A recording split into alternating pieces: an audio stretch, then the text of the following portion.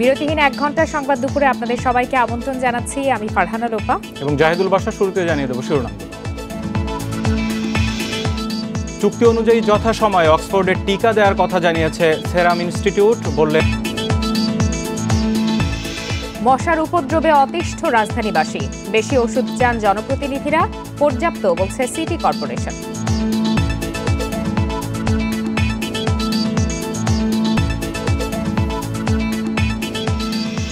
রাজধানীর ইব্রাহিমপুরে মৃতপ্রায় খাল উদ্ধারে অভিযান শুরু ডিএনসিসির। উচ্ছেদ করা হচ্ছে অবৈধ স্থাপনা।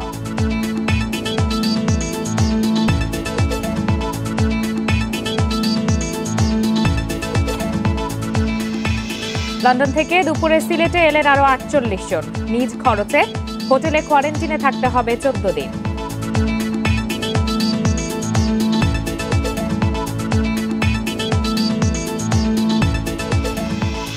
এবং করোনা মহামারীর বছরেও প্রবাসী আয়ের রেকর্ড। প্রবাসীরা দেশে পাঠিয়েছেন $2174 কোটি।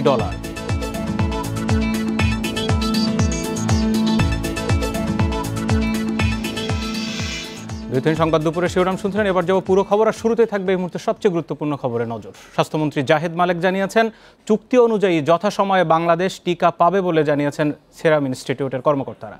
ভ্যাকসিনের সবকিছু চূড়ান্ত হতে 2 থেকে 4 দিনের মতো সময় লাগতে পারে। দুপুরে সচিবালয়ের সংবাদ সম্মেলনে তিনি এসব কথা জানান। সংবাদ সম্মেলনে স্বাস্থ্য সচিব জানান, চুক্তি অনুযায়ী বাংলাদেশ টিকা পাবে বলে ভারতীয় হাইকমিশন নিশ্চিত করেছে। এদিকে আন্তর্জাতিক স্বীকৃতি না থাকার কারণে আপাতত সেরাম ইনস্টিটিউটের টিকা রপ্তানি করা যাচ্ছে না বলে জানিয়েছে ভারত। পররাষ্ট্রমন্ত্রী একে আব্দুল মোমেনকে একথা জানিয়েছেন ঢাকায় নিযুক্ত ভারতীয় হাইকমিশনার বিক্রম কুমার দোরাই স্বামী। পররাষ্ট্রমন্ত্রী আরও জানান, এ নিয়ে নয়াদিল্লির সঙ্গে আলোচনা চালিয়ে যাচ্ছে ঢাকা। সেরাম ইনস্টিটিউটের তৈরি টিকার 3 কোটি ডোজ পেতে চুক্তি করেছে বাংলাদেশ সরকার ও বেক্সিমকো ফার্মা। ভারতীয় হাইকমিশনার আমাদের বলেছেন যে এটা ইমার্জেন্সি, ভারতীয়দের জন্য ইমার্জেন্সি বেসিসে এইটা তারা চালু করবে এবং এইটা WHO অ্যাপ্রুভেল হয় নাই এখনও। আর তারপরে এগুলো হলে পরে তখন এই এক্সপোর্টের প্রশ্ন আসবে। আমার বিশ্বাস যে অন্য দেশে যদি এক্সপোর্ট না হয়, বাংলাদেশের ক্ষেত্রে বিশেষ ব্যবস্থার আয়োজন হবে, সুতরাং এই ডিসরাপশনটা খুব হবে না। চীন যখন আসছিল সেমক এবং আমাদের ICDRBর সাথে আমাদের কোনো আপত্তি ছিল না। উনি প্রাইভেট কোম্পানির সাথে চুক্তি করেছে, এই অবস্থায় আমাদের কী অবস্থা? হ্যাঁ, তো ওই প্রাইভেট কোম্পানি হয়তো বলবে যে তার তো সাবজেক্ট টু গভর্নমেন্ট রেগুলেশনস, সে তো গভর্নমেন্টের বাইরে যেতে পারে না। সেই প্রাইভেট কোম্পানি বলেছিল আরেকজনকে দেবে, কিন্তু সে বলবে যে এই গভর্নমেন্টের বিধিনিষেধের জন্য সে দিতে পারতেছে না, সুতরাং ওইটা খুব কি হবে না। সেই government has to be involve. আমাদের চুক্তি যেটা আছে এটা আপনারাও জানেন যে সেই চুক্তি অনুযায়ী যে তারা তাদের ভ্যাকসিন যখন অনুমোদন পাবে তখন তারা WHO এর অনুমোদনও তারা নিবে এবং WHO এর অনুমোদনের পরে আমাদেরকে তারা ভ্যাকসিন দিতে পারবে। সচিবালয়ের স্বাস্থ্য মন্ত্রণালয়ের জরুরি বৈঠক শেষে স্বাস্থ্যমন্ত্রীর ব্রিফিংয়ের খানিকটা আমরা দেখছিলাম। এই ঘটনার আরও বিস্তারিত জানাতে পারবেন সহকর্মী হাসিব মাহমুদ শাহ। সচিবালয়ের ওই বৈঠকে তিনি ছিলেন এবং পুরো সংবাদ সম্মেলন জুড়ে তিনি ছিলেন সেখানে। হাসিব মাহমুদ শাহ, আরও বিস্তারিত জানতে চাই, আজকের সকাল থেকে সেরাম ইনস্টিটিউটের তৈরি করা যেই টিকা, অক্সফোর্ডের উদ্ভাবিত কোভিশিল্ড যেই টিকাটি, সেই টিকা বাংলাদেশে কবে নাগাদ আসছে, এই নিয়ে এক ধরনের ধোঁয়াশা তৈরি হয়েছে, সবিস্তারে জানাবেন। বাশার, আমি একটি বিষয় আগে প্রথমে জানাতে চাই যে আমরা যখন এই সংবাদ সম্মেলনটি কভার করছিলাম তার শেষ স্বাস্থ্যমন্ত্রী কথা বলার শেষে স্বাস্থ্য সচিব আব্দুল মান্নান আমাদের সাথে কথা বলেন এবং উনি ওখানে বসে নিশ্চিত করেছেন টিকা আসার যে প্রক্রিয়া সেই প্রক্রিয়া এখন পর্যন্ত ঠিক আছে। উনি বললেন যে আমাদের ব্রিফিং করার সময় ওনার সাথে ভারতীয় একজন উচ্চপদস্থ ভারত হাইকমিশন উচ্চপদস্থ কর্মকর্তার সাথে কথা হয়েছে এবং ভারত সরকার যে নিষেধাজ্ঞাটি দিয়েছে সেটি হলো কমার্শিয়াল পারপাসে। সেই কমার্শিয়াল পারপাসে বাংলাদেশে যে টিকা আসছে সেটি G2G প্রক্রিয়ায় আসছে। সেক্ষেত্রে এই যে প্রাথমিকভাবে 3 কোটি ডোজ টিকা আসার কথা, সেই টিকা আসার ক্ষেত্রে কোনো বাধা হবে না বলে স্বাস্থ্য সচিব নিজেই নিশ্চিত করে গণমাধ্যম সবাইকে জানিয়েছেন। তবে এর আগে যখন এই বিষয়টা নিয়ে স্বাস্থ্যমন্ত্রী কথা বলেছেন, সেও কিন্তু একই কথা বলেছেন যে ভারত সরকার যে টিকাটা দিচ্ছেন সেক্ষেত্রে অক্সফোর্ডের অনুমোদন পেতে সময় লাগবে, সেই বিষয়গুলো উঠে এসেছে এবং G2G পদ্ধতিতে হচ্ছে এই টিকাটা আসবে বাংলাদেশে, এবং সেক্ষেত্রে আজ বা কালকের মধ্যে 120 কোটি মার্কিন ডলার ভারতেরকে পাঠানো হচ্ছে, সেই বিষয়টিও গণমাধ্যম কর্মীদেরকে নিশ্চিত করা হয়েছে। এবং সবকিছু যদি ঠিক থাকে তাহলে ফেব্রুয়ারির শুরুতেই বা মানে আমরা টিকাটা পাবো বলে তারা জানাচ্ছেন। কারণ হলো যে 3 সপ্তাহ সময় লাগবে, যে এই যে অক্সফোর্ডের যে সেরাম ইনস্টিটিউট যে টিকাটি পেয়েছে উদ্ভাবন করেছে সেটি ওয়ার্ল্ড হেলথ অর্গানাইজেশন অনুমোদন পেতে প্রায় 3 সপ্তাহের মতো সময় লাগবে, এবং সেই অনুমোদনটা হওয়ার পরপরই কিন্তু তারা বাংলাদেশ সরকারকে এই টিকাটা প্রোভাইড করতে পারবে বলে স্বাস্থ্য সচিব আমাদেরকে নিশ্চিত করেছে। এবং সেক্ষেত্রে তারা বলেছেন যে আমরা যে বিষয়টা নিয়ে গতকালকে ভারত সরকার যে বিষয়টা উঠে এসেছে যে কোনো যে বাংলাদেশ সহ অন্যান্য দেশগুলো যেখানে সেরাম ইনস্টিটিউট টিকা দেওয়ার কথা বলেছে সেটি যে নিষেধাজ্ঞা জারি করা হয়েছে, সেই নিষেধাজ্ঞার বলয়ে বাংলাদেশ পড়ছে না বলে এই সংবাদ সম্মেলন থেকে আমাদেরকে নিশ্চিত করা হয়েছে। আরেকটি বিষয় হলো বাসার, এই যে আমরা টিকা নিয়ে যে জটিলতা তৈরি হয়েছে, আশা করি স্বাস্থ্যমন্ত্রীর কাছে যখন আমরা কথা বলেছিলাম, স্বাস্থ্যমন্ত্রী কিন্তু আমাদেরকে জানিয়েছিলেন যে আগামী 2 থেকে 4 দিনের মধ্যে পুরো বিষয়টি খোলাসা হবে। আর আরেকটি বিষয়, ভারত সরকার কিন্তু এই টিকাটি অনুমোদনই দিয়েছে ভারতে প্রয়োগ করার জন্য সেরাম ইনস্টিটিউটকে গত বৃহস্পতিবার। সেক্ষেত্রে তাদের এখন কিন্তু ট্রায়াল চলছে, এবং তার পরপরই কিন্তু তারা এই বিষয় ওয়ার্ল্ড হেলথ অর্গানাইজেশনে তাদের এই টিকাটি পাঠিয়েছে, যেন এই টিকাটি তারা এই হাসিব মাহমুদ শাহ, আমি আরেকবার একটু স্পষ্ট হতে চাই, ভারতের যে ইনস্টিটিউটের সাথে বেক্সিমকো ফার্মার চুক্তি হয়েছে, সেরাম ইনস্টিটিউটের যিনি প্রধান নির্বাহী কর্মকর্তা আদর পুনাওয়ালা, তিনিও বলেছেন যে বাংলাদেশ, সৌদি আরব এবং মরক্কো যেই দেশগুলোর সাথে তাদের চুক্তি হয়েছে টিকা দেওয়ার, সেই দেশগুলোতে টিকা পাঠানোর জন্য তারা খুব শীঘ্রই সরকারের অনুমতি চাইবে। একটু জানতে চাইবো, তার মানে আগে থেকেই যেই সিদ্ধান্ত ছিল এই মাসের শেষের দিকে অথবা আগামী মাসের শুরুর দিকে বাংলাদেশ টিকা পাবে 3 কোটি ডোজ, সেই বিষয়ে আর কোনো সন্দেহ থাকছে না, তাই তো? টিকা পাওয়ার ক্ষেত্রে কোনো জটিলতা তৈরি হবে না, এবং আমরা নির্ধারিত সময় টিকা পাবো, এবং নির্ধারিত সময় সেই টিকাগুলো জনগণের কাছে পৌঁছে দেওয়া যাবে বলে এই সংবাদ সম্মেলনে দাবি করা হচ্ছে। সচিব কিন্তু আমাদের সেই বিষয়টি নিশ্চিত করেছেন। বাসার সচিবালয় থেকে বিস্তারিত জানাচ্ছিলেন আমাদের সহকর্মী হাসিব মাহমুদ শাহ। চুক্তি অনুযায়ী নির্ধারিত সময়ের মধ্যেই ভারতের সিরাম ইনস্টিটিউটের করোনা টিকা পাবে বাংলাদেশ। বেক্সিমকো ফার্মার chief operating officer Rabbur Reza আরও জানান, সিরামের সঙ্গে আলোচনা চলছে, চুক্তির আলোকে সব ধরনের কার্যক্রমও অব্যাহত রয়েছে। তিনি আশা করেন আগামী 1 মাসের মধ্যেই এই টিকা বাংলাদেশে চলে আসবে। আমাদের সাথে ওনাদের যেটা আছে যে এটা তো ওনাদের দেশ থেকে দিয়েছে, বাট আমাদের দেশ যখন এটার জন্য অ্যাপ্রুভাল দিবে, রাইট, আমাদের দেশের ডিজিডিএ, তারপর থেকে ওনারা 1 মাসের মধ্যে অ্যারেঞ্জ করে পাঠাবে আর কি। তো লেটস সি, আমরা এগুলো নিয়ে আলাপ করছি। আমাদের এগ্রিমেন্টে যেভাবে আছে যে 1 মাসের মধ্যে আমরা পাবো আমাদের লোকাল রেগুলেটরি অ্যাপ্রুভালের পরে, আমরা কনফিডেন্ট যে আসলে এটা আমরা পাবো আর কি। এদিকে অক্সফোর্ড অ্যাস্ট্রাজেনেকার করোনা ভ্যাকসিন ভারতের অভ্যন্তরীণ বাজারে বিক্রির জন্য প্রস্তুত বলে জানিয়েছে এর উৎপাদনকারী প্রতিষ্ঠান সেরাম ইনস্টিটিউট। প্রতিষ্ঠানটির প্রধান নির্বাহী জানিয়েছেন, কোভিশিল্ডের 5 কোটি ডোজ প্রস্তুত রয়েছে। এরই মধ্যে টিকার দামও নির্ধারণ করেছে সেরাম। সাধারণ মানুষের জন্য 1000 রুপি এবং সরকারের কাছে কোভিশিল্ডের প্রতি ডোজ টিকা 200 রুপিতে বিক্রি করা হবে জানিয়েছে সংস্থাটি। মার্চের মধ্যে কোভিশিল্ডের 10 কোটি ডোজ তৈরির পরিকল্পনার কথা আগেই জানিয়েছিল প্রতিষ্ঠানটি। রোববার ভারত সরকারের চূড়ান্ত অনুমোদন পায় অক্সফোর্ডের ভ্যাকসিন কোভিশিল্ড। প্রথম দফায় 30 কোটি নাগরিককে টিকা কর্মসূচির আওতায় আনার ঘোষণা দিয়েছে মোদী সরকার। এর মধ্যে সবার আগে পাবে 1 কোটি স্বাস্থ্যকর্মী এবং 2 কোটি প্রথম সারির করোনা যোদ্ধা। অক্সফোর্ডের 3 কোটি ডোজ করোনা ভ্যাকসিন দেশে আসছে এ মাসেই। অগ্রাধিকার ভিত্তিতে আরও 8 কোটি ডোজ কিনবে সরকার। সাংবাদিকদের সাথে মত বিনিময়কালে এসব তথ্য দেন স্বাস্থ্যমন্ত্রী জাহিদ মালেক। তিনি আরও জানান, চীনের একটি কোম্পানি বাংলাদেশে টিকার ট্রায়াল ও উৎপাদন করতে আগ্রহ দেখিয়েছে। অক্সফোর্ড অ্যাস্ট্রাজেনেকার ভ্যাকসিনের প্রয়োগ শুরু হয়েছে যুক্তরাজ্যে, অনুমোদন মিলেছে আর্জেন্টিনা ও ভারতে। সেই ভ্যাকসিনই বাংলাদেশ আনছে ভারতের সেরাম ইনস্টিটিউটের কাছ থেকে। 3 কোটি ডোজের জন্য দেয়া হচ্ছে 600 কোটি টাকা। আমরা আরও ভ্যাকসিন অর্ডার দিব, তার সিদ্ধান্ত হয়ে গেছে, যাতে কিনা আমাদের কোনো লোক ভ্যাকসিন পাওয়ার বয়স হয়েছে তাদেরকে আমরা ভ্যাকসিন দিব। অ্যাস্ট্রাজেনিকা যদি দিতে পারে অ্যাস্ট্রাজেনিকা থেকে নিব। আরও যদি ভালো সোর্স আসে, যদি অ্যাস্ট্রাজেনিকা না দিতে পারে আমরা আরও ভালো সোর্স থেকে নিব। আমাদের সকল সোর্সের সাথে কথা বলা আছে। স্বাস্থ্যমন্ত্রী জানান 18 বছরের কম বয়স, অন্তঃসত্ত্বা, মুমূর্ষ রোগীসহ 6.5 কোটি মানুষের আপাতত ভ্যাকসিন প্রয়োজন হবে না। জুনের মধ্যে সব মিলিয়ে 5.5 কোটি ভ্যাকসিন পাবে বাংলাদেশ, আর বাকি 4.5 কোটি ভ্যাকসিন কিনতে বিভিন্ন দেশে যোগাযোগ চলছে।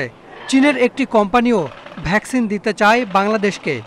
চাইনিজ অ্যাম্বাসেডর আমার সাথে কথা বলেছে যে তারা এখানে ট্রায়াল করতে চায় এবং এখানে ভ্যাকসিন দিতে চায় এবং এখানে তৈরিও করতে চায়।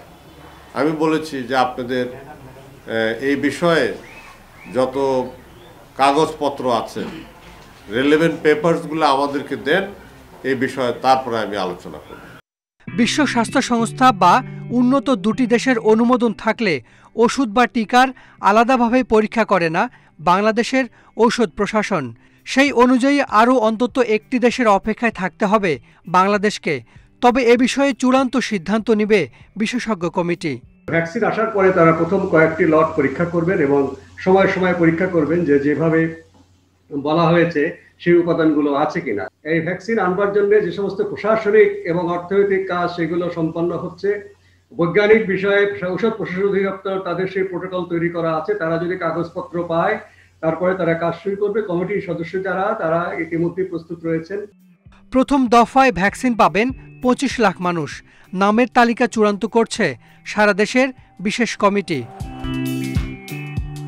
Hasan Misbah, independent News, Dhaka. রাজধানী জুড়ে মশার উপদ্রব। অতিষ্ঠ নগরবাসীর অভিযোগ, সন্ধ্যার পর ঘরে থাকায় মুশকিল হয়ে পড়েছে। মশা নিধন কার্যক্রম ও ব্যবহৃত ওষুধের মান নিয়েও উঠেছে প্রশ্ন। জনপ্রতিনিধিরা বলছেন মশা নিধনে আরও বেশি ওষুধ প্রয়োজন, তবে সিটি কর্পোরেশন বলছে চাহিদা অনুযায়ী ওষুধ সরবরাহ করা হচ্ছে। শীত শুরুর আগেই রাজধানীতে বাড়তে থাকে মশার উপদ্রব। সেই উপদ্রব তো কমেই নেই, বরং বেড়েছে দিন দিন। রাজধানীর মিরপুর, মোহাম্মদপুর, আগারগাঁও, উত্তরা, খিলগাঁও, মুগদা সহ বেশ কিছু এলাকায় সন্ধ্যার পর শুরু হয় মশার রাজত্ব। সবচেয়ে বেশি বিপদে জলাশয়ের আশপাশের এলাকার বাসিন্দারা। মশার ওষুধ দিয়ে তো কোনো লাভ নাই, এই যে মশাই থাকতে থাকে, মশাই বেশি হয়। আর যতই ওষুধ দিতেছে কোনো কাজ হইতেছে না, মানুষের দেখা যায় অস্থির আরো বাড়তেছে। দেখা যায় এখানে ওষুধ দিতেছে আর এখানে আরো দেখা যায় বৃদ্ধি পাইতেছে। যেমন মনে হয় যে মশা মানে আলগিটা লই যায় এই অবস্থা। দোয়া হয়, সবকিছু হয়, কিন্তু আমি মনে হচ্ছে যে এই মানে যে আপনার দিচ্ছে, যে ওষুধ দিচ্ছে, ওষুধটা মানসম্পন্ন মনে হয় না। তবে জনপ্রতিনিধিরা বলছেন মশা নিয়ন্ত্রণে আরও বেশি ওষুধ প্রয়োজন। জনবল সংকটের কথাও জানাচ্ছেন তারা। চাহিদার তুলনায় অপ্রতুল, আরও ঔষধ দরকার। মেশিন যা আছে তাতে চলবে, কিন্তু ঔষধের আরও প্রয়োজন এবং ঔষধের গুণগত মান যেন যথাযথ হয়। সিটি কর্পোরেশনের কর্মকর্তারা বলছেন এখন যে মশার উপদ্রব তা কিউলেক্স প্রজাতির। এই মশা নিয়ন্ত্রণে নোভালুরন ওষুধ ব্যবহার করা হচ্ছে। এটি সবচেয়ে ভালো ওষুধ বলেও দাবি তাদের। খালে ড্রেনে ব্যবহারের পর এর মেয়াদ থাকে 90 দিন পর্যন্ত। এছাড়া ওষুধের ঘাটতি নেই বলেও জানিয়েছেন তারা। কীট তত্ত্ববিদরা বলছেন মধ্য জানুয়ারির মধ্যে যদি কিউলেক্স মশার বংশবৃদ্ধি নিয়ন্ত্রণে আনা না যায় তবে পরিস্থিতি সামাল দেওয়া কঠিন হয়ে পড়বে।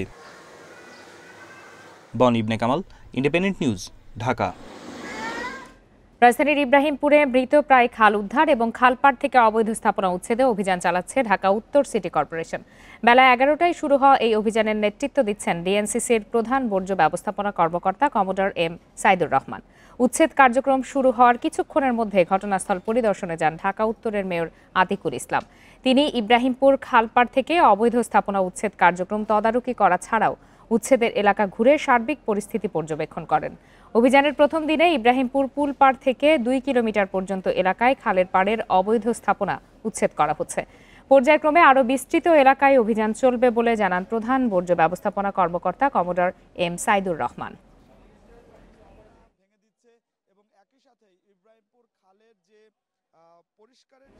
এই উচ্ছেদ অভিযানের আরো বিস্তারিত নিয়ে আমাদের সাথে যোগ দিয়েছেন সহকর্মী আদিলুর রহমান। আদিল, বেশ তোড়জোড় করেই কিন্তু এই উদ্ধার অভিযান শুরু হয়েছে সকাল 11টা থেকে এবং মেয়র আতিকুল ইসলাম কিন্তু এরই মধ্যে পরিদর্শন করেছেন অভিযান। এর আগের খবর দুটিতে আপনি আমাদেরকে জানিয়েছেন যে একটি ভবন ভাঙার কাজ স্থগিত রাখা হয়েছিল প্রয়োজনীয় মালামাল সরিয়ে নেওয়ার জন্য। এখন কি অবস্থা উদ্ধার অভিযানের সর্বশেষ জানাবেন?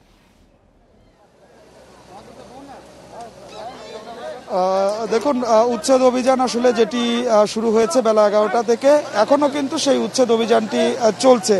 যে ভবনটি প্রায় 2 ঘন্টার মতো সময় দেওয়া হয়েছিল সেই ভবনটি উচ্ছেদের জন্য আবার কিন্তু উচ্ছেদকারী যে দল, সেই দলটি তাদের যে যন্ত্রপাতি, সেই যন্ত্রপাতি নিয়ে ভবনটির কাছাকাছি যাচ্ছেন এবং কিছুক্ষণের মধ্যেই যে ভবনটির আংশিক ভাঙা হয়েছিল সেই ভবনটি আসলে পুরোপুরি ভেঙে দেওয়া হবে।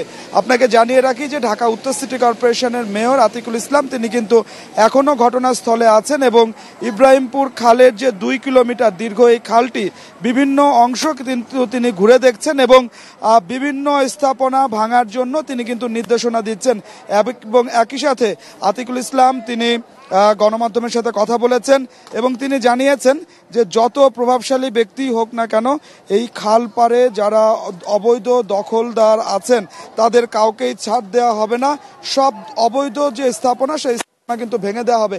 আমি আপনাকে এখন একটু খালের চিত্রটি দেখাতে চাই। আপনি নিশ্চয়ই দেখছেন যে খালটি এখন আমি দেখাচ্ছি, এই খালটি 60 ফিট এই প্রশস্ততা, কিন্তু কিছু কিছু জায়গায় এটি 10 ফিট বা তারও কম এসে ঠেকেছে। অর্থাৎ খালের 2 পারে কিন্তু অসংখ্য অবৈধ দখলদার তারা এগুলো দখল করে আছেন এবং দিনের পর দিন তারা বহুতল ভবন পর্যন্ত গড়ে তুলেছেন। কেউ 5 তলা, কেউ 10 তলা ভবন কিন্তু এখানে গড়ে তোলা হয়েছে। কিছুক্ষণ আগে এখানে যে অংশটি ভেঙে দেওয়া হয়েছে এখানে বিভিন্ন দোকানপাট ছিল, সেই দোকানপাটগুলো কিন্তু এরই মধ্যে ভাঙা হয়েছে। আপনাকে জানিয়ে রাখি যে 31 ডিসেম্বর ঢাকার 2 সিটি কর্পোরেশনের কাছে ওয়াসার তত্ত্বাবধানে থাকা 26টি খাল হস্তান্তর করা হয়, তার মধ্যে ঢাকা উত্তর সিটি কর্পোরেশনে আছে 15টি এবং ঢাকা উত্তরের মেয়র জানিয়েছেন যে এই 15টি খালই আসলে দখলমুক্ত করা হবে। দখলমুক্ত করে এবারের বর্ষার মধ্যেই যাতে স্বাভাবিক পানির প্রবাহ যেটি খাল উদ্ধারের পরে হয়ে থাকে সেই স্বাভাবিক পানির প্রবাহ যাতে হয় সেই ব্যবস্থাটি আসলে তারা করছেন এবং ঢাকা উত্তর সিটি কর্পোরেশনের পক্ষ থেকে আসলে বারবার করে বলা হচ্ছে যে এই যে খাল উদ্ধার এটি কিন্তু আসলে তারা চ্যালেঞ্জ হিসেবে নিয়েছেন। তার কারণ আপনি জানেন যে 2020 সালে যখন তীব্র জলাবদ্ধতা নগরীতে হলো তখন ঢাকার 2 মেয়র তারা স্থানীয় সরকার মন্ত্রীকে ডেকে নিয়ে এসে খালের দায়িত্ব চেয়েছিলেন। অর্থাৎ যেহেতু অনেকটা তারা এই খালের দায়িত্ব চেয়ে নিয়েছেন তো সেক্ষেত্রে তাদের যে দায়বদ্ধতা বা তাদের যে কর্তব্য সেটি অনেক বেড়ে গিয়েছে, সেই কারণে তারা অনেকটা তোড়জোড় করে এই যে উচ্ছেদ অভিযান সেই উচ্ছেদ অভিযানটি চালাচ্ছে। এবং আপনাকে একটি বিষয় জানিয়ে রাখি যে আমাদের প্রশ্ন ছিল মেয়রের কাছে যে আমরা বিভিন্ন সময় দেখে থাকি যে উচ্ছেদ অভিযানগুলো শুরুতে বেশি গতি থাকে এবং একটি পর্যায়ে গিয়া গতি রোধ হয়ে যায়। তো মেয়র জানিয়েছেন যে খালের ক্ষেত্রে আসলে সেই ধরনের কোনো পরিস্থিতি হবে না, এখন যে ধরনের গতি আছে সেই গতি থাকবে। আপনাকে এখন আপনার বর্ণনা থেকে আরেকটি বিষয় জানতে চাই যে 60 ফিট উদ্ধার করা হবে খালের অবৈধ দখলকৃত অংশ, সেখানে আপনি বলছিলেন যে কিছু কিছু জায়গায় 10 ফিটের মতো আছে, অর্থাৎ 40-50 ফিট জায়গা দখলমুক্ত করার জন্য কি পরিমাণ আবাসিক ভবন রয়েছে সেখানে, এটি তো আসলে অনেক বড় একটি চ্যালেঞ্জ।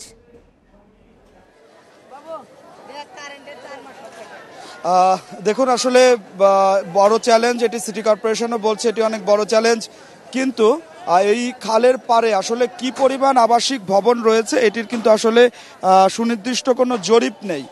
তার কারণ আমরা দেখছি যে 2 কিলোমিটার দীর্ঘ খালের 2 পারে কিন্তু অনেক বাড়িঘর, শুধুমাত্র আমাদেরকে জানানো হচ্ছে বা আমরা চোখে আসলে যেটি দেখছি যে অসংখ্য বাড়িঘর, কিন্তু ঠিক কি পরিমাণ বাড়িঘর আছে সেটি সেই জরিপটি কিন্তু আসলে কোনো সংস্থাই করেনি। অর্থাৎ ঢাকা সিটি কর্পোরেশন ঢাকা ওয়াসার কাছে যখন 31 বছর এই খালগুলোর দায়িত্ব ছিল এবং 31 বছরের মধ্যে এই খালগুলো একটু একটু করে দখল হয়েছে, তো তারাও কিন্তু আসলে কোনো ধরনের কোনো জরিপ আসলে চালায়নি যে সিএস রেকর্ড অনুযায়ী খালের সীমানা কতটুকু আছে বা কতটুকু জায়গা দখল হয়েছে, এটি কিন্তু ঢাকা ওয়াসাও তারা জরিপ করেনি, যে কারণে আসলে সুনির্দিষ্ট কোনো তথ্য দেয়া যাচ্ছে না যে খালপাড়ে কত পরিমাণ বাড়িঘর আছে। আপনি নিশ্চয়ই দেখতে পাচ্ছেন যে বহুতল একটি ভবন এখন ভেঙে দেওয়া হচ্ছে, যেটি আসলে এই ইব্রাহিমপুর খালের যে একটি কালভার্ট আছে কালভার্টের পাশেই কিন্তু আসলে এটি গড়ে তোলা হয়েছে এবং ইব্রাহিমপুর খালের যে অবৈধ জায়গা সেই অবৈধ জায়গাতেই এই ভবনটি দীর্ঘদিন ধরে এই ভবনটি আসলে গড়ে তোলা হয়েছে। যদিও এই ভবন ভাঙার জন্যই কিন্তু আসলে 2 ঘন্টার মতো সময় এখানকার যারা ব্যবসায়ী ছিলেন তাদেরকে আসলে দেয়া হয়েছিল। সেই 2 ঘন্টার সময় শেষ করার পরে এখন যে ভবনটি রয়েছে 3তলা ভবন, সেই 3তলা ভবনটি কিন্তু আসলে ভেঙে দেওয়া হচ্ছে। সব মিলিয়ে আপনাকে বলতে পারি যে এই উচ্ছেদ অভিযানটি আজকে আসলে যতক্ষণ পর্যন্ত চালানো সম্ভব ততক্ষণ পর্যন্ত চালিয়ে যাবে ঢাকা উত্তর সিটি কর্পোরেশন এবং পরদিন আবারও তাদের অভিযান অব্যাহত থাকবে। তো ইব্রাহিমপুরে চলছে ঢাকা উত্তর সিটির খাল উদ্ধার অভিযান, সেখান থেকে বিস্তারিত জানাচ্ছিলেন সহকর্মী আদিলুর রহমান।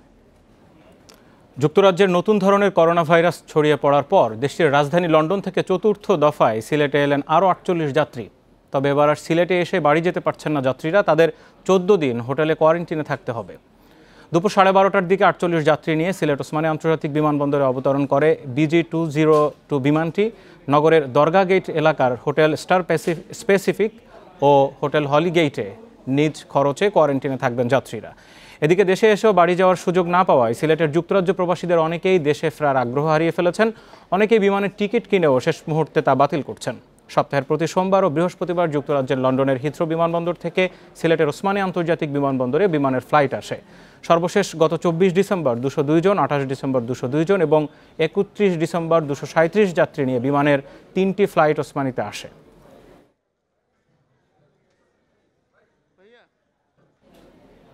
দীর্ঘদিন পর যুক্তরাজ্য থেকে বাড়ি ফিরেও বাড়ি যাওয়া হচ্ছে না, 14 দিন নিজ খরচে থাকতে হচ্ছে কোয়ারেন্টিনে। আরও বিস্তারিত জানবো, সহকর্মী মাধব কর্মকার রয়েছেন সিলেট থেকে।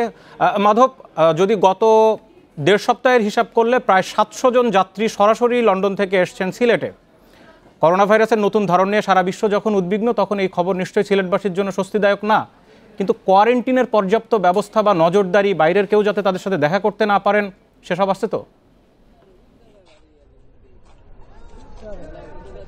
সেই ব্যবস্থা কিন্তু গ্রহণ করা হয়েছে। আজকে সকাল থেকে আমরা বিমানবন্দর এরিয়াতে ছিলাম এবং আমরা দেখেছি সকাল থেকে এখানে আইনশৃঙ্খলা রক্ষাকারী বাহিনীর বিশেষায়িত দল, যে সিআরটি পুলিশ, তারপর পুলিশ রয়েছেন, রিজার্ভ পুলিশ ছিলেন, এখানটা সেনাবাহিনীর সদস্যরা ছিলেন, একজন নির্বাহী ম্যাজিস্ট্রেট ছিলেন এবং বিমান বাংলাদেশের যে এইখানটা অর্থাৎ সিলেট ওসমানী আন্তর্জাতিক বিমানবন্দর কর্তৃপক্ষ কিন্তু সচেষ্ট ছিলেন। আজকে ফ্লাইটটি সিলেটে পৌঁছানোর কথা ছিল 12:20 নাগাদ, কিন্তু 12টা নাগাদ BG202 বিমানটি এখানটায় পৌঁছায়। 41 জন সিলেটের যাত্রী এবং ঢাকার 6 জন, মোট 47 জন এবং একজন শিশু ছিল।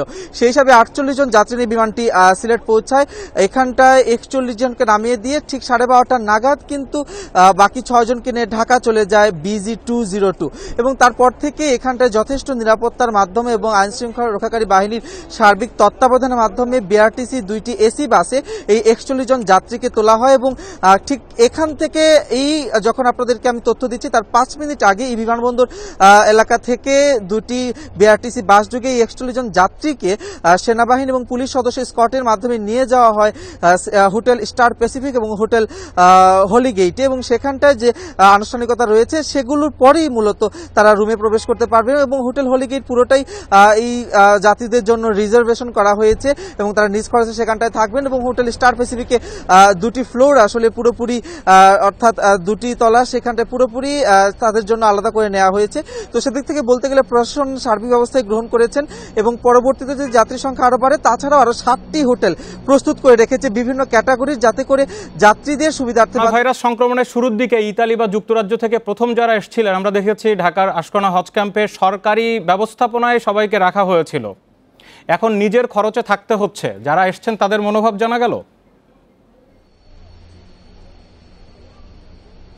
তাদের সাথে আমরা কথা বলে তেমন একটা সুযোগ পাইনি, কারণ এমনভাবে বিআরটিসি বাসটা রাখা হয়েছিল যাতে করে বহির্গমনের যে গেট রয়েছে সেই গেট থেকে কয়েক ফুট দূরেই বাসের যে প্রবেশ মুখ সেটি ছিল, অর্থাৎ তারা সরাসরি বাসে নিয়ে যাওয়া হয়েছে। তারা আত্মীয়স্বজনের সাথেও কিন্তু দেখা করতে পারেনি। তারপরে হোটেলের সার্বিক ব্যবস্থাপনায় পুলিশ নিরাপত্তা হিসেবে নিরাপত্তা গ্রহণ করবে।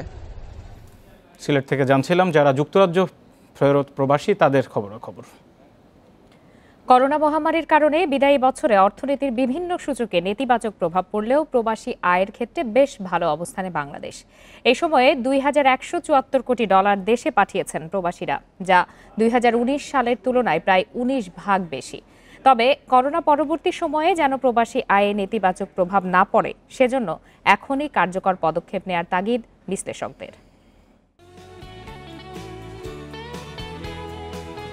2020 সালে করোনার প্রকোপে ভাটা পড়ে পুরো বিশ্বের অর্থনৈতিক কর্মকাণ্ডে। এই সময় লকডাউনের কারণে প্রবাসী শ্রমিকদের চাকরি হারানো, কাজ না পাওয়া বা দেশে ফিরে আসায় রেমিটেন্স কমে যাওয়ার আশঙ্কা ছিল। তবে মহামারীর প্রথম দিকে এপ্রিলে রেমিটেন্স কিছুটা কমলেও মে মাস থেকে শুরু হয় রেকর্ড পরিমাণ বৃদ্ধি। আগের বছরের একই সময়ের চেয়ে এর পরিমাণ 340 কোটি 96 লাখ ডলার বেশি। চলতি অর্থ বছরের প্রথম 6 মাসে প্রবাসী আয় প্রবৃদ্ধি দাঁড়িয়েছে 38%। বাংলাদেশ ব্যাংকের তথ্য অনুযায়ী ডিসেম্বরে প্রবাসীরা দেশে রেমিটেন্স পাঠিয়েছেন 205 কোটি 6 লাখ ডলার, যা আগের বছরের একই সময়ের চেয়ে 35 কোটি 90 লাখ ডলার বেশি। সব মিলিয়ে 2020 সালে প্রবাসী আয় এসেছে 2174 কোটি 18 লাখ ডলার। আগের বছরের একই সময়ের চেয়ে এর পরিমাণ 340 কোটি 96 লাখ ডলার বেশি। চলতি অর্থ বছরের প্রথম 6 মাসে প্রবাসী আয় প্রবৃদ্ধি দাঁড়িয়েছে প্রায় 38%। ব্যাংক কর্মকর্তারা বলছেন, শ্রমিকরা দেশে ফিরলেও প্রবাসী আয় বাড়ছে। বিদেশে চলাচল সীমিত হয়ে পড়ায় অবৈধ পথে টাকা আসা কমেছে। শুরুতে বলা হচ্ছিল যে বিপুল সংখ্যক প্রবাসী তাদের সব উপার্জন নিয়ে দেশে চলে আসায় প্রভাব পড়ছে, কিন্তু সবার ব্যবধানে দেখা গেল আসলে প্রবাসী শ্রমিকরা আগের চেয়ে বেশি পরিমাণে রেমিটেন্স দেশে পাঠাচ্ছেন। তাছাড়া অনেক ব্যাংক সরকারের প্রণোদনের সাথে বাড়তি 100% প্রণোদনা দেওয়ায় বৈধপথে রেমিটেন্স আরও বৃদ্ধি পেয়েছে।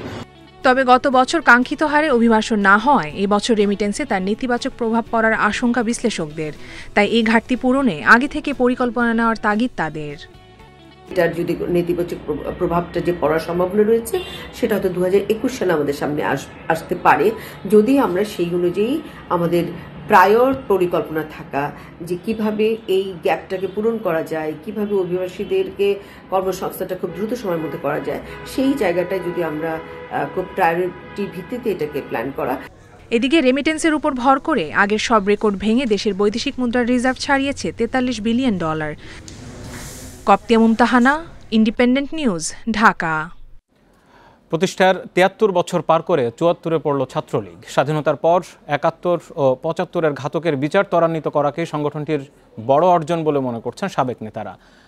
আর বর্তমান নেতারা ব্যর্থতা হিসেবে দেখছেন স্বাধীনতা বিরোধী ও ধর্ম ব্যবসায়ীদের উৎখাত করতে না পারা, যুদ্ধাপরাধ ও জঙ্গিবাদী সংগঠন নিষিদ্ধ করে এখনও ধর্মনিরপেক্ষ মূল্যবোধ প্রতিষ্ঠা করতে না পারাকে। 47-এর দেশভাগের 4 মাসের মাথায় ঢাকা বিশ্ববিদ্যালয়ের ফজলুল হক হলে ছাত্রলীগ প্রতিষ্ঠা করেন তরুণ নেতা শেখ মুজিবুর রহমান। স্বাধিকারের চেতনায় উজ্জীবিত এই সংগঠনটি নেতৃত্ব দেয় ভাষা আন্দোলনে। পরে 62-র শিক্ষা আন্দোলন রূপ নেয় 66-র 6 দফা আন্দোলনে। আগরতলা ষড়যন্ত্র মামলা বিরোধী আন্দোলনের রেশ ধরে আসে 69-এর গণ অভ্যুত্থান। সে ধারাবাহিকতায় 71-এর মুক্তিযুদ্ধেও গুরুত্বপূর্ণ ভূমিকা রাখে ছাত্রলীগ। 75-এ জাতির পিতাকে সপরিবারে হত্যার পর সামরিক শাসকের রোষানলে ক্ষতবিক্ষত হয় ছাত্র রাজনীতিও। অনেক ঘাত প্রতিঘাত পেরিয়ে 90-এর স্বৈরাচার পতনেও প্রথম সারিতে ছিল এই ছাত্র সংগঠন। রাজনীতির নতুন যাত্রায় আওয়ামী লীগ 4 বার ক্ষমতায় এলেও বড় কোনো অর্জন নেই এই ছাত্র সংগঠনের। 71 এবং 75-এর ঘাতকদের বিচারের জন্য যে আন্দোলন করেছে বাংলাদেশ ছাত্রলীগ সারা দেশে দীর্ঘ সময় ধরে, এটি বাংলাদেশ ছাত্রলীগের একটি সফলতার দিক বলে আমি মনে করি। বঙ্গবন্ধু কন্যা দেশরত্ন শেখ হাসিনা যে আধুনিক, মানবিক, প্রগতিশীল, ডিজিটাল বাংলাদেশ গড়ার সংগ্রামে নেতৃত্ব দিচ্ছেন, সেটির উপযোগী দক্ষ মানব সম্পদ যেন আমরা তৈরি করতে পারি, এ সময়ের ছাত্র রাজনীতির জন্য 21 শতকের চ্যালেঞ্জ মোকাবেলার উপযোগী হয়ে ওঠে, এটি নিয়ে আমাদের বর্তমান সময়ের প্রচেষ্টা রয়েছে। বাংলার বাঙালির সব আন্দোলন সংগ্রামে অবদান রাখলেও বিতর্ক পিছু ছাড়েনি ছাত্রলীগের। বিশ্বজিৎ হত্যা, আবরার হত্যা, এমসি কলেজে গৃহবধূ ধর্ষণের মতো ঘটনার পাশাপাশি চাঁদাবাজি, টেন্ডারবাজি সহ নানা অভিযোগ আছে সংগঠনের কিছু নেতাকর্মীর বিরুদ্ধে। টানা 3 মেয়াদে ক্ষমতায় থাকাকালীন সময়ে বিভিন্ন ধরনের অনুপ্রবেশকারী বাংলাদেশ ছাত্রলীগে যুক্ত হয়েছে, বিভিন্ন ধরনের অপরাধে লিপ্ত হয়ে বাংলাদেশ ছাত্রলীগের ইমেজকে এরাই ক্ষুণ্ণ করছে। আমাদের যে লড়াইটি অসমাপ্ত রয়েছে, সেই লড়াইটি হচ্ছে আমরা এখনও স্বাধীনতা বিরোধী মৌলবাদী তাবেদার শক্তিকে বাংলাদেশের মাটি থেকে উৎখাত করতে পারিনি। জঙ্গিবাদের দায়ে যারা অভিযুক্ত, যুদ্ধাপরাধের দায়ে যারা অভিযুক্ত, সেই সংগঠনগুলোকে আমরা আইনগতভাবে নিষিদ্ধ করতে পারিনি। সাবেক ও বর্তমান নেতারা মনে করছেন, মুক্তিযুদ্ধ ও বঙ্গবন্ধুর আদর্শ অনুসরণ না করা সুবিধাবাদীদের চিহ্নিত করে সংগঠন থেকে বের করে দিতে হবে। আর সেই আত্মশুদ্ধির মধ্য দিয়েই ছাত্র সমাজ, দেশের স্বার্থ রক্ষা ও আগামীর নেতৃত্ব তৈরি হবে সংগঠনটির মূল লক্ষ্য। শাহাদাত স্বপন, ইন্ডিপেন্ডেন্ট নিউজ, ঢাকা। দেখছেন বিরতিহীন সংবাদ দুপুর। সংবাদে আরো যা থাকছে। চতুর্থবার মার্কিন প্রতিনিধি পরিষদের স্পিকার ন্যান্সি পেলোসি রিপাবলিকান প্রার্থীকে হারালেন 10 ভোটে।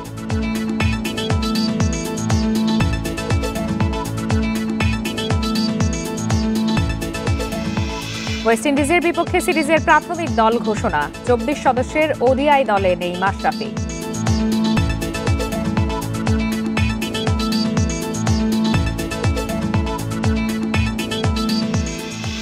গত 6 মাসে অপ্রদর্শিত সম্পদ বৈধ করেছেন 6,937 জন। এতে রাজস্ব আদায় হয়েছে 880 কোটি টাকা। রোববার জাতীয় রাজস্ব বোর্ড এনবিআর সূত্রে সব তথ্য জানা গেছে। এর মধ্যে পুঁজি বাজারে বিনিয়োগ করেছেন 188 জন। বাকিদের কেউ স্থাবর অস্থাবর সম্পদ বৈধ করেছেন, আর কেউ বিনিয়োগ করেছেন আবাসন খাতে। দীর্ঘদিন ধরেই অপ্রদর্শিত সম্পদ বৈধ করার সুযোগ দিয়ে আসছে জাতীয় রাজস্ব বোর্ড এনবিআর। তবে এবার সুযোগ অবারিত করা হয়, দেয়া হয় পুঁজিবাজার ও ব্যাংকে বিনিয়োগের সুযোগ, এমনকি স্থাবর অস্থাবর সম্পদও বৈধ করার সুযোগ রাখা হয়। এনবিআর কর্মকর্তারা জানান, 30 ডিসেম্বর পর্যন্ত পুঁজিবাজারে বিনিয়োগ করেছেন 188 জন। কর আদায় হয়েছে 22.5 কোটি টাকা। আর আবাসন সহ অন্য খাতে সম্পদ বৈধ করেছেন 6,749 জন, যা থেকে কর এসেছে 858 কোটি টাকা। এনবিআর কর্মকর্তারা জানান, বর্তমান আইনে আগামী জুন পর্যন্ত অপ্রদর্শিত অর্থ পুঁজিবাজারে বিনিয়োগ করা যাবে, বৈধ করা যাবে অপ্রদর্শিত সম্পদও। সেক্ষেত্রে দিতে হবে সংশোধিত রিটার্ন। জানুয়ারি জুনের মধ্যে কেউ যদি ইনভেস্টমেন্ট করে এবং সেটা যদি নির্দিষ্ট ফর্মে ডিসিটির কাছে জানিয়ে দেয় 10% ট্যাক্স দিয়ে, সেটা সুতরাং সে সুযোগ নিতে পারে। কিন্তু প্রপার্টির ক্ষেত্রে যেটা বললাম, ইনভেস্টমেন্টের সুযোগ নাই, বাট আগে যদি কেউ করে থাকে, আনডিসক্লোজ থাকে, রিটার্নে শো না করে থাকে, সেটা এখন সে 10% ট্যাক্স দিয়ে রিটার্ন দিয়ে তাকে নিতে হবে। বিশ্লেষকেরা বলছেন, অল্প অপ্রদর্শিত সম্পদের মালিকেরা সুযোগ নিলেও বড়রা তেমন নিচ্ছেন না। বারবার এমন সুযোগ দেয়াকে অনৈতিকও বলছেন তারা। এই ধরনের সুযোগ সাধারণ মানুষ যারা আইনি প্রক্রিয়াতে 30% বা 25% হারে কর দিচ্ছে, তারা কিন্তু খুবই ক্ষুব্ধ বোধ করে। কারণ এটা তাহলে তাদেরকে এটা উৎসাহিত করে যে ঠিক আছে, কর না দিলে পরবর্তীতে আমি এই ধরনের সুযোগ করে দিলে আমি তখন 10% আমি করটা দিয়ে দিতে পারবো। কর্মকর্তারা জানান, যারা সুযোগ নিচ্ছেন না তাদের প্রতি ভবিষ্যতে কঠোর হবে এনবিআর। অপ্রদর্শিত সম্পদ বৈধ করার সুযোগ দেয়া হচ্ছে দীর্ঘদিন ধরেই। অতীতে এই সুযোগ সবচেয়ে বেশি কাজে লাগে সেনা নিয়ন্ত্রিত তত্ত্বাবধায়ক সরকারের সময়। সেবার এই খাত থেকে রাজস্ব আয় হয় 800 কোটি টাকা। তবে এবার সেই রেকর্ড ছাড়িয়ে গেছে। এবার অপ্রদর্শিত সম্পদ বৈধ করেছেন প্রায় 7,000 মানুষ। রাজস্ব আয় হয়েছে 880 কোটি টাকা। এনবিআর কর্মকর্তারা বলছেন, এই সংখ্যা আরও বাড়বে। এনবিআরের তথ্য মতে 30 ডিসেম্বর পর্যন্ত রিটার্ন জমা দিয়েছে প্রায় 20.5 লাখ করদাতা। আদায় হয়েছে 3,764 কোটি টাকা। এছাড়া সময় আবেদন করেছেন আরও 1.5 লাখ করদাতা। Ruhul Amin, independent News, Dhaka. 31 ডিসেম্বরের মধ্যে বুঝিয়ে দেওয়ার কথা ছিল, কিন্তু এখনও পূর্বাচলে বাণিজ্য মেলার স্থায়ী স্থাপনা স্থানান্তর করেনি চীনা প্রতিষ্ঠান। রপ্তানি উন্নয়ন ব্যুরো বলছে, প্রস্তুতি সম্পন্ন হলেও দেরি হচ্ছে আনুষ্ঠানিকতার কারণে। তবে শিগগিরই সবকিছু বুঝে নিয়ে মার্চেই মেলা আয়োজনের পরিকল্পনা রয়েছে। নারায়ণগঞ্জের রূপগঞ্জে দৃষ্টিনন্দন এই স্থাপনার নাম Bangladesh China friendship exhibition centre. এখানেই হবে 26তম ঢাকা আন্তর্জাতিক বাণিজ্য মেলা। বাণিজ্য মেলাকে আন্তর্জাতিক রূপ দিতে 2015 সালে 796 কোটি টাকার প্রকল্প হাতে নেয় সরকার। চুক্তি অনুযায়ী গেল 31 ডিসেম্বরের মধ্যে চীনের রাষ্ট্রায়ত্ত প্রতিষ্ঠান চায়না স্টেট কনস্ট্রাকশন ইঞ্জিনিয়ারিং কর্পোরেশনের কাছ থেকে সেন্টারটি বুঝে পাওয়ার কথা ছিল সরকারের। চায়না কর্তৃপক্ষ একটা প্রোগ্রাম দিয়েছে যে তারা যেহেতু কোভিড চলছে, সেখানে তারা ফিজিক্যাল প্রেজেন্স হয়ে এটা বুঝে দিতে চাচ্ছেন না। তারা চাচ্ছেন অনলাইন একটি ফাংশন করে, অনলাইন একটি সেরিমোনিয়াল ফাংশন করার জন্য। তো সেরিমোনিয়াল ফাংশনটা অনলাইনে কীভাবে করা যায় এই প্রসেসটা চলছে, কিন্তু অল কাজ কিন্তু শেষ হয়ে গেছে। বাণিজ্য সচিব জানিয়েছেন, 17 March Bangladesh China friendship exhibition centre উদ্বোধনের পরিকল্পনা রয়েছে। তবে সেদিন থেকে বাণিজ্য মেলা শুরু নাও হতে পারে। চায়না পক্ষ প্রিপেয়ার্ড, আমাদের পক্ষ প্রিপেয়ার্ড। হয়তো বুঝে নিচ্ছে অনেক জিনিস, তো একদিন এদিক ওদিক হবে, বাট বুঝে নিচ্ছে আর কি, মূল কথা তো বুঝে নিচ্ছে। এখন মার্চ মাসে হয়তো আমরা ওটা হয়তো সমন্বয় করতে হবে ডেটটা। এটা একটা আমরা হয়তো 17 তারিখে না হলেও হয়তো আগে পিছিয়ে হবে আর কি। মুজিববর্ষ বিবেচনায় মেলা প্রাঙ্গণের নাম Bangabandhu Bangladesh China friendship exhibition centre করার প্রস্তাব এসেছে। Shahid Ahmed, independent News, Dhaka. ঘূর্ণিঝড় আম্পানের তাণ্ডবের 7 মাস পরও স্বাভাবিক হয়নি সাতক্ষীরার উপকূলীয় এলাকার জনজীবন। বিধ্বস্ত ওই এলাকায় এখনও বন্ধ রয়েছে অনেক মাছের ঘের। ভেঙে যাওয়া বেড়িবাঁধ সংস্কার না হওয়ায় জোয়ার ভাটার সময় ডুবে যায় বিস্তীর্ণ এলাকা। কৃষিজমি অনাবাদি পড়ে থাকায় কর্মসংস্থানের অভাবে বাধ্য হয়ে এলাকা ছাড়ছেন অনেকেই। গত বছরের 20 মে ঘূর্ণিঝড় আম্পানের তাণ্ডবে লণ্ডভণ্ড হয়ে যায় সাতক্ষীরার বিস্তীর্ণ উপকূলীয় এলাকা। পানির তীব্র স্রোতে ভেঙে যায় একাধিক সড়ক, ডুবে যায় অন্তত 30টি গ্রাম। আম্পানের তাণ্ডবে কুড়িকাহনিয়া, সুভদ্রাকাটি, চাকলা সহ 24টি পয়েন্টে বেড়িবাঁধে ভাঙন দেখা দেয়। ভেসে যায় প্রায় 10,000 মাছের ঘের। দীর্ঘ 6 মাসেও বাঁধ সংস্কার না হয় বাগদা চাষে নির্ভরশীল উপকূলীয় এলাকার মানুষ পড়েছে বিপাকে। এছাড়া লবণ পানি ঢুকে পড়ায় অনাবাদি হয়ে পড়ে আছে প্রায় 1000 হেক্টর জমি। ক্ষতিগ্রস্ত হচ্ছে রোপা, আমন ও বোরো আবাদ। ফলে কর্মসংস্থানের তীব্র অভাব এবং জলাবদ্ধতার কারণে বাধ্য হয়ে এলাকা ছাড়ছেন অনেকেই। লবণ পানি, ধান হয় না, ঘের নষ্ট, কোনো আয় নেই। মানুষের কাজকর্ম কিছু নেই, তারা দুপুরে খেতে পারছে না। এর কারণে মানুষ খুব দিশেহারা। অনেকে যাদের একটু টাকা পয়সা আছে তারা অন্য জায়গায় চলে যাচ্ছে, এলাকায় কোনো কাজ কাম নাই। টেকসই মজবুত কোনো বাঁধ হয় না, এই আশ্বাসে দেয় অল্প কিছু মাটি দিয়ে বেঁধে চলে যায়, তারা আমাদের দুর্ভোগে ফেলে চলে যায়। কৃষি কর্মকর্তারা জানান, বেড়িবাঁধ সংস্কার না হলে উপকূলীয় এলাকায় কৃষিকাজ সম্ভব নয়। আশাশুনি উপজেলার প্রতাপনগর এবং সিরুইলা যে বেড়িবাঁধগুলো ভেঙেছিল সেগুলো অদ্যাবধি এখনো আটকানো যায়নি। তবে আটকালে পরে ভবিষ্যতে সেখানে ম্যানেজমেন্টের মাধ্যমে কৃষি কাজ করা সম্ভব। উপকূলীয় অঞ্চলে জীবন জীবিকা স্বাভাবিক করতে সরকারের সহযোগিতা বাড়ানোর তাগিদ দিয়েছেন সংশ্লিষ্টরা। জলবায়ু সহিষ্ণু, ঝড় দুর্যোগ রক্ষা থেকে নদীর জোয়ার রক্ষা করতে পারে এরকম বাঁধ ব্যবস্থাপনা, একটা পরিকল্পনা গ্রহণ করা, একটা অথরিটি তৈরি করা। শুধু কর্মসংস্থান হারানোই নয়, আম্পানের তাণ্ডবে বেড়িবাঁধ ভেঙে পানিবন্দী অবস্থায় রয়েছে উপকূলের 50,000-এর বেশি মানুষ। Independent news desk. পানি, বাতাস ও মাটিতে মাত্রার চেয়েও 1000 গুণ বেশি সীসা পাওয়া গেছে মাগুরার বারাশিয়া গ্রামে। এ কারণে সেখানকার উৎপাদিত পণ্য বর্জনের পরামর্শ দিয়েছে জেলা প্রশাসন। সম্প্রতি ওই এলাকায় একটি ব্যাটারি কারখানা থেকে এই সীসা ছড়িয়ে পড়ে সবখানে। ওই গ্রামের সবজি ফসল সহ সব কৃষি পণ্যে ক্ষতিকর প্রভাব পড়েছে সবচেয়ে বেশি। এতে বিপাকে পড়েছেন এলাকার কৃষক সহ সাধারণ মানুষ। এরই মধ্যে বন্ধ করা হয়েছে কারখানাও। মাগুরার বারাশিয়া গ্রামে 4 মাস আগে একটি মাঠের মধ্যে অবৈধভাবে ব্যাটারি কারখানাটি গড়ে ওঠে। সেখানে পরিত্যক্ত ব্যাটারির সীসা গলিয়ে তৈরি করা হতো মণ্ড। ওই সময় পুরো গ্রামে ছড়িয়ে পড়ে সীসার বিষাক্ত ধোঁয়া। সে সময়ই ওই গ্রামের 29টি গরুও মারা যায়। তখন প্রাণী সম্পদ বিভাগের পক্ষ থেকে ল্যাবরেটরিতে পাঠানো হয় মাটি, বাতাস, পানি সহ বিভিন্ন উপাদানের 11 ধরনের নমুনা। ওই নমুনার মধ্যে স্বাভাবিকের চেয়ে কয়েক হাজার থেকে কয়েক লাখ গুণ বেশি সীসার উপস্থিতি মেলে। বিশেষজ্ঞরা বলছেন, সীসা বিষক্রিয়ার কারণেই গরুগুলোর মৃত্যু হয়েছে। আমরা উক্ত এলাকায় জনসচেতনতামূলক কার্যক্রম করছি, যাতে তারা উক্ত এলাকার ঘাস, খড় এগুলি তাদের গবাদি পশুকে না খায়। এই অবস্থায় গত 30 ডিসেম্বর সেখানকার খাদ্যশস্য বর্জনের ঘোষণা দেয় প্রশাসন। গ্রামটির মাটি, ধানের চারা, ঘাস এবং খড়ে মাত্রাতিরিক্ত সীসা পাওয়ায় এই সিদ্ধান্ত নেয় তারা।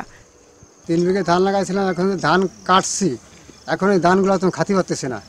এখন এই ধানগুলো কি করবো? প্রশাসন তো বলে গেছে ধান তোমরা খেও না। পুকুরের পানিতে সীসার যে দুরবস্থা, তাতে মাছও খাওয়া যাবে না।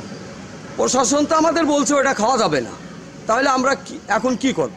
যদি তাদের চালের মধ্যে লেডের পরিমাণটা মাত্রার চেয়ে বেশি থাকে, যে জনস্বাস্থ্যের ক্ষতিকর, সেই ক্ষেত্রে এগুলাকে ধ্বংস করার জন্য বলেছি। আর সেই ক্ষেত্রে তাদের খাবারের যদি অভাব হয়, সরকার এখানে তাদেরকে খাবার সহায়তা দিবে। আমি সেই পরিমাণ চাল তাদের দিয়ে দিব। বারাশিয়া গ্রামে প্রায় 4000 মানুষের বসবাস। বিষক্রিয়া থেকে মুক্ত রাখতে প্রশাসনের আরও দায়িত্বশীল ভূমিকা চান এলাকাবাসী। Independent news desk. যুক্তরাজ্যে আজ থেকে শুরু হচ্ছে অক্সফোর্ড অ্যাস্ট্রাজেনেকার ভ্যাকসিন প্রয়োগ কার্যক্রম। এরই মধ্যে প্রস্তুত করা হয়েছে 5 লাখের বেশি ডোজ। এদিকে করোনায় বিশ্বে আরও 7,000 মানুষের মৃত্যু হয়েছে। এ নিয়ে মোট প্রাণহানি ছাড়ালো 18.5 লাখ। নতুন 5 লাখের বেশি শনাক্ত নিয়ে এ পর্যন্ত আক্রান্তের সংখ্যা 8,54,00,000-এর বেশি। দিনের মতো যুক্তরাজ্যে আক্রান্তের সংখ্যা 50,000-এর বেশি। বরাবরের মতোই রোববার সবচেয়ে বেশি শনাক্ত মৃত্যু হয়েছে যুক্তরাষ্ট্রে। একদিনে 1300-এরও বেশি মৃত্যুর সাক্ষী হয়েছে দেশটি। নতুন করে প্রায় 2 লাখ শনাক্ত নিয়ে আক্রান্তের সংখ্যা ছাড়িয়েছে 2,11,00,000। সংক্রমণের বর্তমান পরিস্থিতিকে অত্যন্ত ভয়াবহ বলে আখ্যা করেছেন যুক্তরাষ্ট্রের সার্জন জেনারেল। সংক্রমণ রোধে অস্ট্রেলিয়ার সিডনিতে মাস্ক পরা বাধ্যতামূলক করেছে সরকার। নিয়ম না মানলে গুনতে হবে $200 জরিমানা। যদিও 15 ডিসেম্বরের পর থেকে গত 24 ঘণ্টায় নতুন কোনো রোগী শনাক্ত হয়নি নিউ সাউথ ওয়েলসে। এদিকে করোনা সংক্রমণ বাড়লেও গ্রীষ্মকালীন টোকিও অলিম্পিক যথাসময়ে হবে বলে জানিয়েছে জাপান। উদ্বেগজনক হারে সংক্রমণ বাড়ায় শনিবার সরকারের কাছে জরুরি অবস্থা জারির সুপারিশ করেন টোকিও সহ 4 শহরের গভর্নর। করোনা ভাইরাসের নতুন ধরন শনাক্তের পর সাউথ আফ্রিকার মতোই রোগীর ঢল সামলাতে হিমশিম খাচ্ছে আফ্রিকার আরেক দেশ নাইজেরিয়া। সেই সাথে চলছে নানা গবেষণা। বিজ্ঞানীদের দাবি, যুক্তরাজ্য ও সাউথ আফ্রিকায় শনাক্ত হওয়া ধরনের থেকে নাইজেরিয়ায় শনাক্ত হওয়া ভাইরাসের ধরন আলাদা। Nusrat Serin, Independent News. চতুর্থবারের মতো মার্কিন কংগ্রেসের নিম্নকক্ষ হাউস অব রিপ্রেজেন্টেটিভসের স্পিকার পদে নির্বাচিত হলেন ডেমোক্র্যাট নেতা ন্যান্সি পেলোসি। রোববারের নির্বাচনে 219 ভোট পেয়ে অল্প ব্যবধানে জয় নিশ্চিত করেন তিনি। তার নিকটতম প্রতিদ্বন্দ্বী রিপাবলিকান নেতা কেভিন ম্যাককার্থি পেয়েছেন 209 ভোট। হাউস অব রিপ্রেজেন্টেটিভসে ডেমোক্র্যাট সংখ্যাগরিষ্ঠতা থাকলেও নিজ দলের কিছু নেতা পেলোসির বিপক্ষে ভোট দিয়েছেন। 2003 সাল থেকে হাউস স্পিকারের দায়িত্বে থাকা পেলোসির এটাই শেষ মেয়াদ বলে গুঞ্জন শোনা যাচ্ছে। নিম্নকক্ষে ডেমোক্র্যাট সংখ্যাগরিষ্ঠতা থাকলেও মার্কিন কংগ্রেসের উচ্চকক্ষ সিনেটে সংখ্যাগরিষ্ঠতা ধরে রেখেছে রিপাবলিকানরা। রোববার শপথ নিয়েছে 117তম কংগ্রেসের আইন প্রণেতারা। এদিকে এখনও 3 নভেম্বরের নির্বাচনের ফল পরিবর্তনে মরিয়া মার্কিন প্রেসিডেন্ট ডোনাল্ড ট্রাম্প। জর্জিয়ার শীর্ষ নির্বাচন কর্মকর্তাদের ফল পাল্টে দিতে বলেছেন তিনি। এমন এক ফোনালাপ প্রকাশ করেছে মার্কিন সংবাদ মাধ্যম ওয়াশিংটন পোস্ট। 6 জানুয়ারি আনুষ্ঠানিকভাবে নির্বাচনের ফলকে অনুমোদন দেবে মার্কিন কংগ্রেস।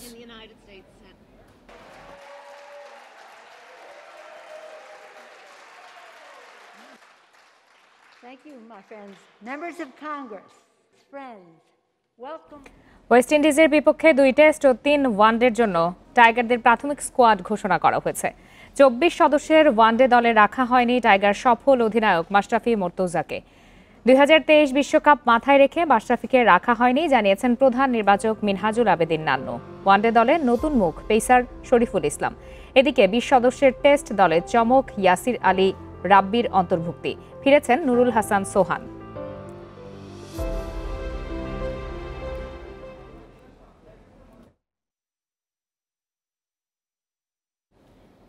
নতুন বছরের প্রথম সেঞ্চুরি, সব মিলিয়ে টানা 3 টেস্টে সেঞ্চুরিতে উজ্জ্বল কেন উইলিয়ামসন।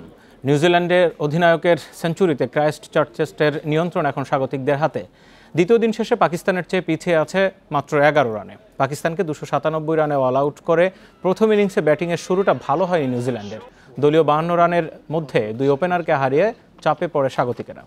রস টেইলর ও ফেরেন দ্রুত ছন্দে থাকা উইলিয়ামসন দলকে বিপদমুক্ত করেন। সঙ্গী হিসেবে পেয়েছেন হেনরি নিকলসকে। দুজনের 215 রানের পার্টনারশিপে দিন শেষে শক্ত অবস্থানে নিউজিল্যান্ড। উইলিয়ামসন 112 ও নিকলস 89 রানে অপরাজিত আছেন।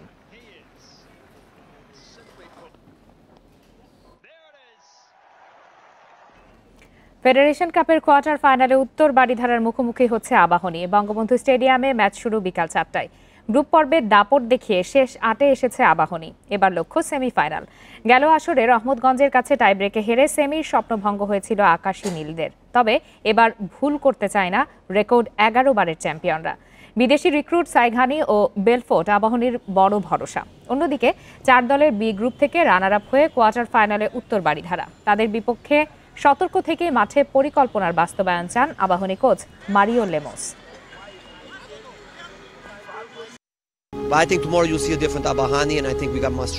পরিকল্পনা অনুযায়ী খেলতে পারলে জেতা সহজ হবে। প্রথম 2টি ম্যাচে সবাই ভালো খেললেও ইনজুরির কারণে সঠিক কম্বিনেশন খুঁজতে সমস্যা হচ্ছিল। সবাই ফিট এখন। আমার বিশ্বাস বারিধারার বিপক্ষে নতুন আবাহনীকে দেখা যাবে। আক্রমণাত্মক খেলে ম্যাচ জিততে চাই আমরা। সেরিয়াতে বড় জয় পেয়েছে ইউভেন্টাস। রোনালদো জোড়া গোলে উদিনেসেকে 4-1 গোলে হারিয়েছে তুরিনের ওল্ড লেডি। অন্যদিকে লা লিগায় হুয়েস্কার বিপক্ষে কষ্টার্জিত জয় বার্সার। মেসির দল জিতেছে 1-0 ব্যবধানে। আর ইংলিশ প্রিমিয়ার লিগে আধিপত্য বিস্তার করে চেলসিকে হারায় ম্যানচেস্টার সিটি। কদিন আগে একক কোনো ক্লাবের হয়ে সর্বোচ্চ গোলের রেকর্ড গড়ে পেলেকে ছাড়িয়ে যান মেসি। এবার কিংবদন্তি পেলেকে পেছনে ফেললেন রোনালদো।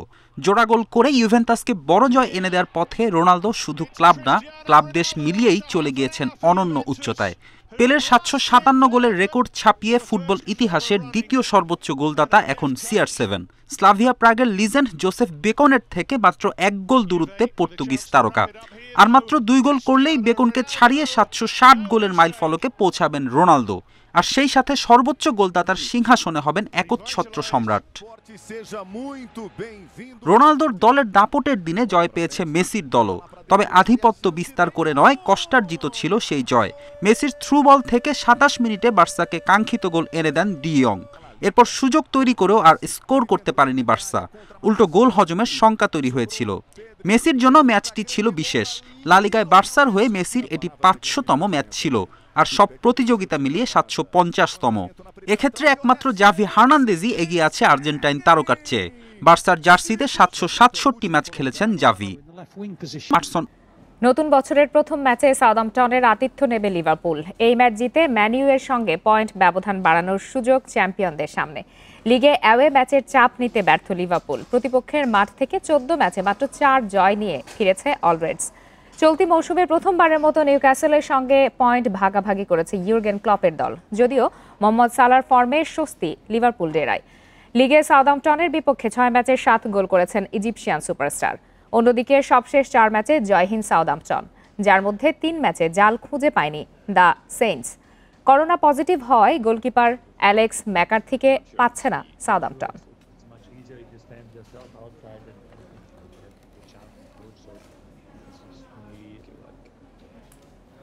আর এই ছিল আজকের বিরতিহীন সংবাদ দুপুরে। ধন্যবাদ এতক্ষণ সাথে থাকার জন্য। ফেসবুক, ইউটিউব আর টুইটারে চোখ রাখুন সংবাদের আরো বিস্তারিত।